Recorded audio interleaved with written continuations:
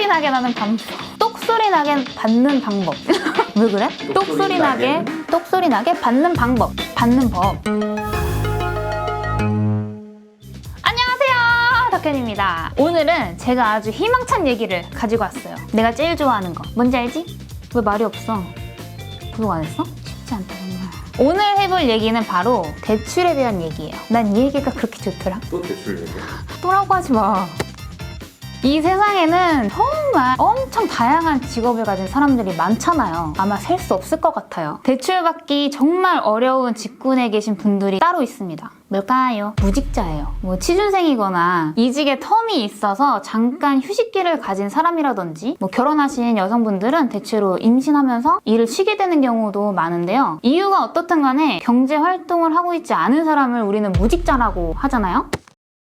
아니 말이야. 일도 못하고 있는 것도 서러운데 말이지. 대출까지 안 나오면 이거 서러워서 눈물이 난단 말이야 이거. 연기하고 다니자. 많이 어색해? 일을 안 할 때는 또 돈이 더 많이 들어가는 느낌적인 느낌이라는 게 있잖아요. 여러분도 이미 아시겠지만 이 무직이라고 해서 대출이 아예 안 나오는 게 아니죠. 대출이 안 될 가능성이 다른 사람보다 높다 하는 거지 무조건 안 되는 건 아닙니다. 그래서 오늘 준비한 내용은 무직자가 대출을 똑소리 나게 받는 법 시작합니다. 좋아, 내 전문 분야라고. 금액이 많이 필요하신 게 아니라면 제일 먼저 은행에서 비상금 대출을 알아보는 것도 좋아요.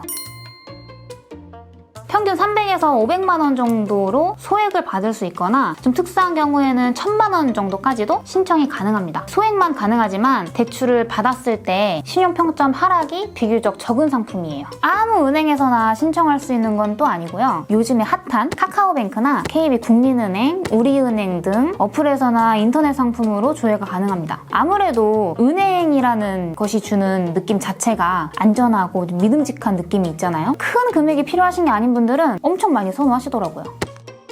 무직자는 직장이라는 게 없는 거지 집도 없고 차도 없으리란 법은 없단 말이에요. 그죠? 집이 있는 무직자가 받을 수 있는 대출에 대해서 한번 알아봅시다.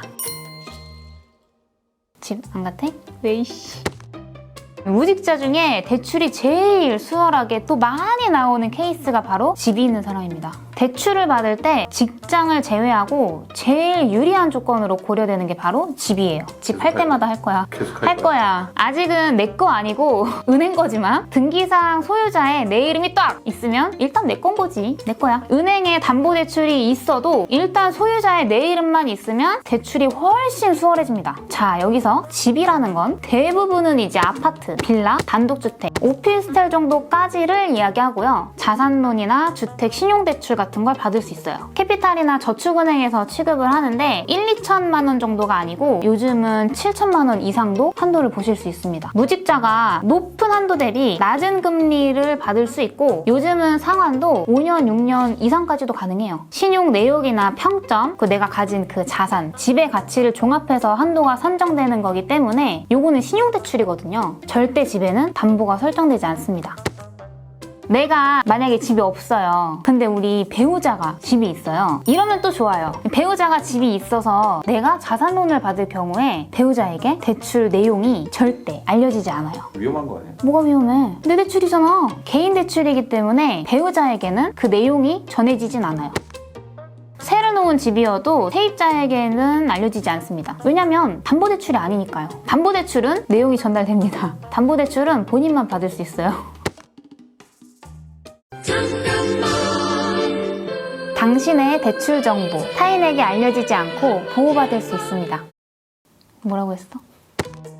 이런 경우도 있어요. 내가 분명히 돈을 많이 주고 집을 샀어. 근데 등기 소유자의 내 이름이 안 나오는 거야. 무슨 신탁, 무슨 회사 이렇게 나와. 내 집이 아닌 거죠. 이런 경우에는 자산론 대출은 불가합니다. 내 집이 아니니까. 자, 그럼 이번엔 이 집이 없는데 차는 있다. 이런 사람에 대한 무직자 대출 한번 알아볼게요. 여기서 문제. 자, 집을 가진 사람이 받을 수 있는 자산론이 집의 설정이 잡힌다고 했어요? 안 잡힌다고 했어요? 잡힌다고 했죠. 뭐라고요? 안 잡힌다고 했나? 세상에. 자산론은 설정이 안 잡힙니다. 그런데 차로 대출을 받는 오토로는 그 차에 담보 설정이 돼요. 담보 설정을 하고 대출이 진행이 되는 겁니다. 차에 이미 다른 설정이 잡혀 있어도 진행할 수 있어요. 차 살 때 우리가 하는 차량 할부랑 오토로는 전혀 다른 상품이에요. 오토론도 캐피탈이나 저축은행에서 받을 수 있는데 근데 이게 막 사고 이력이 엄청 많다든지 연식이 굉장히 오래된 차량은 한도가 안 나와요. 몇 년식이야? 죄송합니다. 집도 없고 차도 없어. 나 같은 사람. 이런 분들 혹시 보험 있으신가요? 꾸준히 납부 중인 개인 보험이 있는 사람은 그 보험을 가지고도 대출을 받을 수가 있어요. 보험을 좀 오래 납부하신 분들은 나중에 해약하거나 만료되면은 그 해지 환급금이라는 걸 받게 되거든요. 이 해지 환급금을 담보로 돈을 빌려주는 거죠. 이것이 바로 보험 약관 대출입니다. 약관 대출은 비교적 금리가 좀 낮은 편이에요. 저렴하죠. 다른 대출 상품에 비해서 신용 평점도 많이 깐깐하게 치진 않습니다. 아니 내가 저번에 한번 알아봤는데 그래도 한 20년 정도 넣었거든요. 몇 살이야? 그게 왜 궁금해? 20대예요? 20대도 20년 넣을 수 있어. 약관 대출이 가능한가 알아봤는데 한도가 없다는 거예요. 너무 서운하더라. 저처럼 약관 대출 한도가 안 나오시는 분들은 보험사 신용대출을 알아보실 수도 있어요. 보험이 없어? 하나도? 없을 수도 있지. 없을 수도 있어. 그러면 신용카드는 있으시죠? 신용카드 있으면 괜찮아요. 이 보험이 없거나 이미 보험사 대출 받으신 분들은 카드사에서 받을 수 있는 대출이 있습니다. 그게 바로 카드론이랑 현금 서비스예요. 카드로 쓰지 말라며. 급하면 어쩔 수 없지. 하지만 여러분 빨리 갚아주세요. 신용평점이 굉장히 안 좋으니까요. 본인 명의 카드가 있다면 카드사 어플이나 고객센터로 연락해보시면 한도랑 금리를 금방 알아볼 수 있어요. 요즘 카드로는 한도도 되게 잘 나와요. 엄청 높게 나오는데 대신에 이제 상환기간이 굉장히 짧죠. 카드로는 36개월까지 가능하고 최장으로 거치한다고 해도 6개월 정도까지밖에는 안 됩니다. 거치가 뭔지 궁금하지? 거치란 원리금 등으로 납부하지 않고 이자만 납부하는 거예요. 6개월 거치 기간이라고 하면 6개월 동안 이자만 내는 거죠. 거치는 하지 마세요. 거치를 하면 월 납부 금액이 이자만 내도 되니까 금액은 적은데 정말 급한 거 아니면 하지 마세요. 이자만 내기 아깝잖아? 구비 서류나 과정이 까다롭지 않고 시간도 많이 필요하지 않기 때문에 진짜 엄청 유명한? 오류 났어. 내정지. 사람들이 굉장히 많이 사용하는 대출입니다. 누르면 그냥 나오더라고. 뚝딱 하면 나와요. 이렇게 뚝딱 하면 나오는 대출이 신용평점 하락이 굉장히 큽니다. 점수가 후두둑 떨어져. 내가 처음 받아보고 깜짝 놀랐잖아.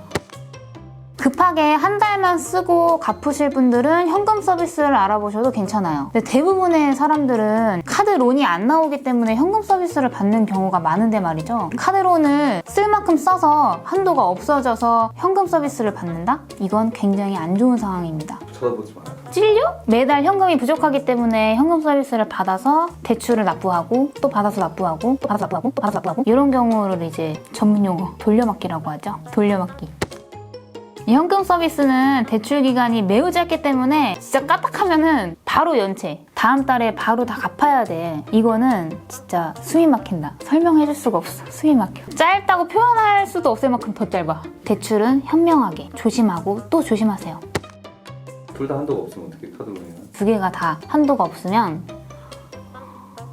방법이 있어. 있긴 있어. 신용카드가 있다. 카드를 만든 지 6개월이 지났다. 이런 경우에도 대출을 받을 수 있는 상품이 있긴 있어요. 캐피탈이나 저축은행에서 취급하는 상품이에요. 이거는 그 신용카드가 있냐 없냐만 보고 대출이 나가는 거기 때문에 신용평점이 좀 좋아야 됩니다. 금리는 좀 셀 수 있어요. 대충 10% 아래는 불가하다고 생각하면 좋아요. 보통 10% 초중반부터 20%까지 아주 다양하게 금리를 볼 수 있고 카드론보다는 그나마 좀 나을 수 있는 게 상환기간 카드론보단 그래도 길어요. 최대 48개월 정도까지 4년이죠. 만약에 카드가 없거나 만든 지 얼마 안 된 따뜻한 카드를 가지고 계시다면 대출이 불가할 가능성이 매우 큽니다. 띠로리. 그래서 어떤 상황에서 대출이 필요할지 모르니까 이 주변 지인분들한테도 신용카드 한 개씩은 꼭 미리 만들어두라고 얘기를 해주세요. 우리 핸드폰 통신비나 보험료 같은 거는 매달 납부되는 거니까 그거를 이제 카드에 자동이체 시켜놓는 거죠. 회사 점심값 정도의 소액은 아주 꾸준히 매달 사용하라고 알려주고 있습니다. 난 점심값이 20만 원이 넘게 나와. 한 끼에? 에이, 이 사람이 집도 있고 차도 있고 보험도 있는데 왜 대출이 안 되냐? 이게 다 직업이 없어서 그런 게 아니냐 하시는 분들이 있어요. 제발 잊지 말고 꼭 기억해 주세요. 신용대출 받을 때는 신용 평점이 좋아야만 대출이 가능하다는 거, 요건 진짜 기본 중에 기본입니다. 절대 잊으시면 안 돼요. 신용 평점은 보이지 않는 내 자산입니다. 아주 열심히 관리해 주셔야 돼요. 필요한 자금이 있는데 이 단순히 무직자라는 이유만으로 대출을 알아보시기가 좀 막막하셨을 것 같은 그런 분들을 위해서 제가 오늘 영상을 준비했습니다. 오늘도 도움이 많이 되셨나요? 도움이 되셨다면 구독과 좋아요, 알림 설정까지! 다음번에도 유익한 영상으로 찾아오겠습니다. 이상 덕현이었습니다. 안녕! 내일은 도대체 얼마 만에 한 번씩 바꿔요? 과하다고요? 이 사람이 이렇게 예쁜 걸 저는 앞으로 인사 이렇게 할까봐. 잘 보이죠? 비싸 보여서 물어보는. 아니야, 사실 얼마 안 해. 나도 뭐 그냥 노동자니까. 보험 대출? 안 되는 이유는 뭐야? 응? 나? 실비라서 그런 것 같아. 보장성 보험은 대출이 안 될 경우가 많다고 하더라고요. 대출 안 받으면 좋겠다. 빚 없는 게 최고지. 에휴, 대출 듣다 보니까 재밌지 않아요? 주위에 나 같은 사람 있는 게 감사한 줄 알아야 돼요. 이 금융 전문가. 나 같은 전문가 빨리 고맙다고 해. 컷!